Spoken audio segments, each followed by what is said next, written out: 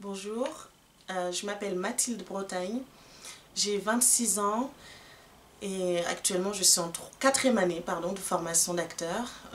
Si vous voulez, j'ai fini ma troisième année et j'ai rentamé une quatrième année pour pouvoir continuer les concours dans le TNB.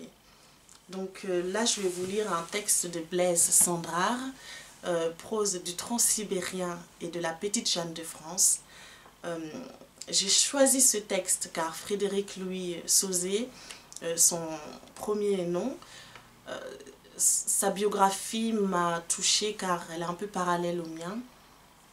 Voilà, on n'a à peu près pas le même parcours parce que je n'ai pas fait la guerre, etc. Mais ça m'a touchée très particulièrement. Voilà. Voilà. En ce temps-là, j'étais à mon adolescence. J'avais à peine 16 ans et je ne me souvenais déjà plus de mon enfance. J'étais à 16 000 lieues du lieu de ma naissance.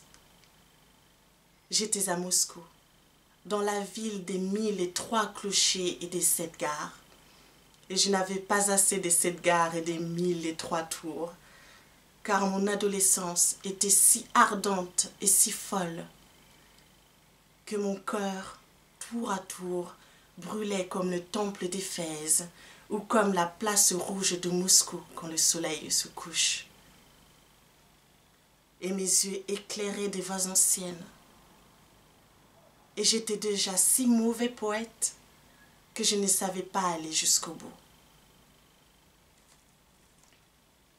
Le Kremlin était comme un immense gâteau tartare croustillé d'or. Et les grandes amandes des cathédrales toutes blanches et l'or mielleux des cloches.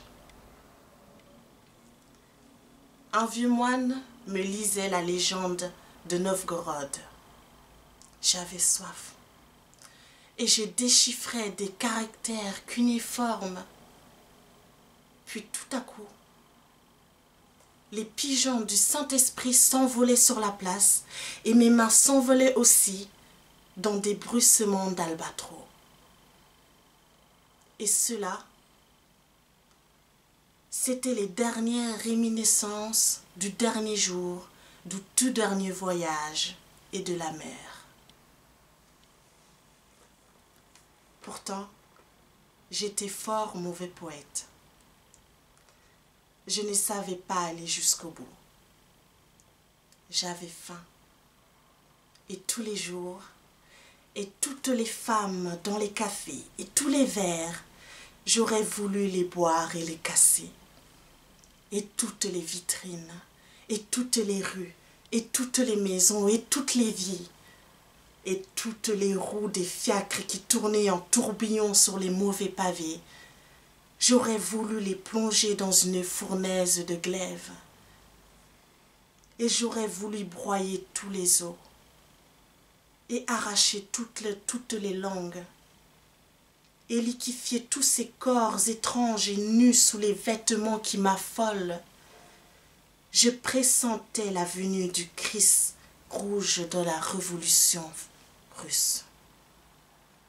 Et le soleil était une mauvaise plaie qui s'ouvrait comme un brasier.